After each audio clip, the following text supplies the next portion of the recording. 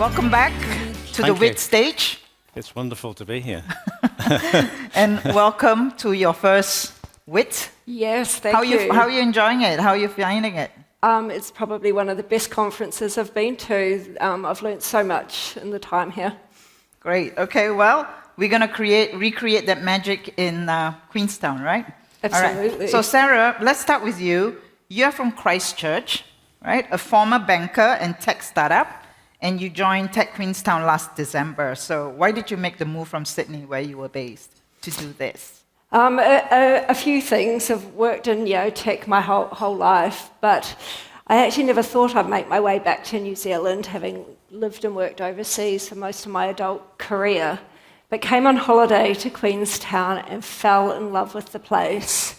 And not too long after that, met Roger, and the rest is history. So I moved to Queenstown in January this year.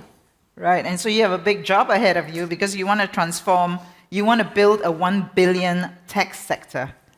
That's right. We're about 1.5% of GDP in the region at the moment, and we want to grow it to 15 to 20% over the next 20 years.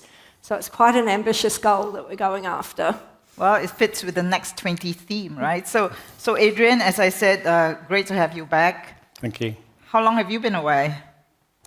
Well, I haven't been back since COVID, but obviously in the previous 20 years at WiT, I've attended pretty much most of them, and it's been a fantastic experience. I would say it's the best conference to go to, not just one of the best. Oh, thanks, Adrian. And the thing about Adrian is like he's really carved out a new life. As you can see from the T-shirt, he's carved out a new life. You're working remotely as well as you run your family farm, Tinwald farm, and we have a couple of images there from you. And so your title is now Vineyard Assistant and Wine Sales.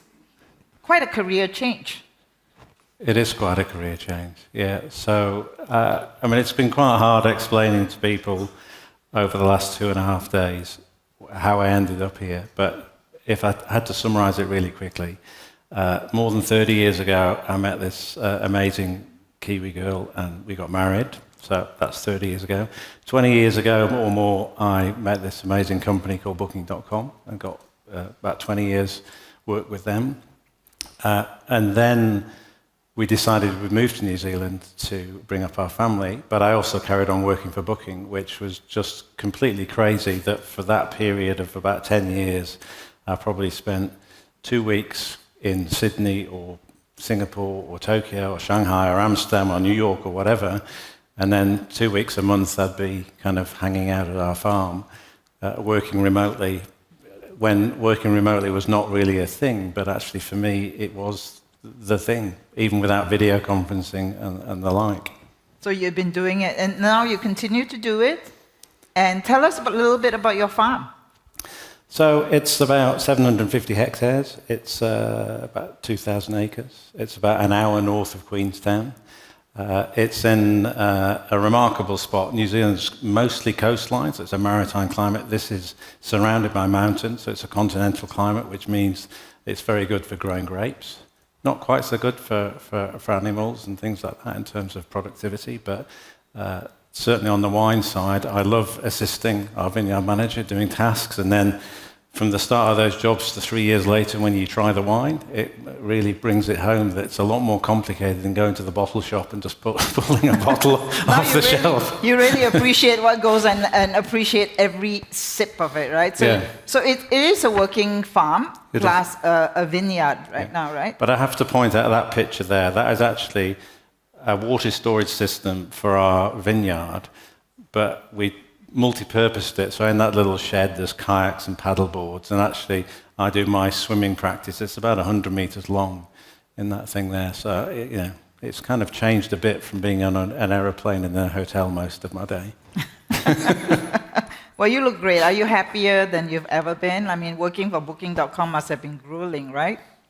It was grueling, but that was just the most amazing period. You could never, ever have thought that you would join a business with 25 people, you'd get bought by an American business, you wouldn't get fired by them, they'd actually want to keep you, which would be quite good, and then become a 20,000 plus person business, and then get a chance to meet other people like Rob Rosenstein at Agoda, who I worked very closely with, and some of the other brands as well. It's amazing. But I always knew that once it came to an end, you had to do something different. There was never, ever going to be something that was the same.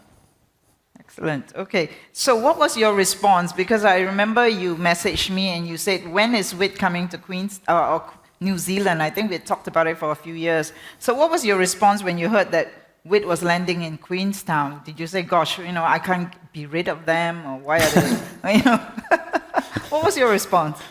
I don't think I can ever get rid of them because New Zealand, given it's a long way from most places, a lot of the WiT community do come and visit Queenstown and do come and visit the farm, which is fantastic that people do that. I was absolutely excited once you and Roger came up with that idea. I thought that is absolutely wonderful, both for the region, but also for the people that make the trip there. Because, as I say, I visited Queenstown 30 years ago, and similar to what Sarah said, when you land there and you see just the amazing scenery, the lakes, the mountains, and just the kind of calmness to everything, but it's still living in a first world country, and therefore you've got access to all the things you need, but you've also got an outdoor lifestyle. Okay. It's just, it's the place to be, and I would encourage everybody to be curious and come and visit. So Sarah, what do you hope WiT will do for Queenstown and New Zealand, tourism and tech? Don't put too much pressure on me, though. But yeah. Well, I guess first of all, we're really focused on growing out the tech sector in Queenstown, and we need to prioritise our efforts and what we're going to focus on. And New Zealand's quite a small country. We've got a total population of 5 million people. So when we think about growing and scaling tech from New Zealand, we've got to think internationally right from the outset. And we want to build something in Queenstown where we can get international recognition and expertise in it. So WiT is an awesome opportunity for not only showcasing what we have in New Zealand, but bringing this global perspective to the local community, to the tech founders as well, to make sure that they've got a really balanced view of what is happening in this sector as I think we have some great images of Queenstown, because there's no doubting the ability of Queenstown to compete in tourism, because 1 in 3 tourists to New Zealand visit Queenstown, and you get over 3 million visitors every year. Is that right? To Queenstown, out of a population of the whole population of 5 million. So that's in New Zealand. Our population in the Queenstown Lakes district is only 50,000 people. So 3 million tourists every year. We've got a high concentration of that accommodation, restaurants, tourism experiences in a really small geographic space there, which makes a perfect spot for tourism tech. So one of the verticals that I guess Tech Queenstown want to nurture is travel tech, right? So you've got Adrian there just 2 hours away, and so you're going to be advising them on how to build up the travel tech. Tell us about travel tech in New Zealand and the potential for Queenstown. Do you see that potential, for us to build the bridge between Queenstown, maybe the Australasia region, and then with Asia and the rest of the world? Yeah, I'd take a step back from travel, first of all. I think with the 5 million population, the thing about Kiwis, which is the way of describing New Zealanders, is that they do just get on and do stuff. They're actually a very proactive nation. And when you're a population of 5 million, you do think external really quickly as well. And they have done really well in some sectors. You wouldn't have thought that there's a company called Rocket Lab that is sending more rockets into the sky than every other country apart from the US and China from New Zealand. So that just shows that you can scale something really, really quickly. But within Queenstown, there's a number of hospitality businesses that are leveraging technology, and so one of the ones you saw earlier was First Table, and so I'm helping them in terms of how they scale their business, and I've helped them recruit the person to lead their business in the UK. I often connect them if they've got a business problem. It's one of the advantages of people in our network that you can point them to someone in the world, whether it's the US or Europe or Asia, and say, just have a 30-minute Zoom call with this person if you've got this problem. And so I think New Zealand isn't trying to solve all the problem all by itself, but actually it is very well connected because Queenstown does attract people like me who have done things on a global basis, do spend part of their year in Queenstown and maybe part of the year somewhere else. Yeah, I mean, I know lots of friends in Singapore and I think Malaysia, for example, who've definitely bought property in Queenstown and New Zealand. And, you know, my niece lives very close by as well and made a life there. So clearly it has the potential to attract the talent, right? And you've got some really big travel tech companies like Circle, right? Which is a Kiwi-grown business. Yep. Right. Circa's done very well. I mean, it obviously got an investment from Booking 6 years ago now, and they've got a very strong partnership. And you know, they can work together, you know, when they're actually 12 hours time difference from each other, and the business is growing nicely. Great. Anything else you want to say to our audience before we wrap up, Sarah? This is your opportunity.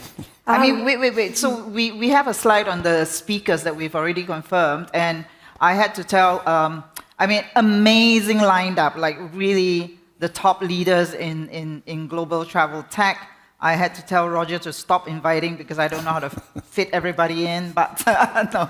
I mean, I think it's going to be an amazing cast of speakers. We're really looking forward to bring our blend of Asia into this, into this conference. Is there anything you'd like to say to our audience here? No, I'd just like to personally invite you all to come down to Queenstown next year and enjoy WiT Queenstown with us. And Adrian? A trip to your farm and all the wines they can drink? We don't produce that much wine. But are you implying that we drink a lot? I'm implying that I drink a lot of it before it goes to external customers. But I think everybody should be curious about Queenstown. I think it is a wonderful place and it's got a wonderful opportunity. And specifically about our farm, if anybody is in the area, that we're an hour north of Queenstown, well, they've got friends and family visiting it and they want a true farm experience, then just get in touch. Absolutely. Thank you, Adrian. Thank you, Sarah. Thank you so much. For the next 2 hours.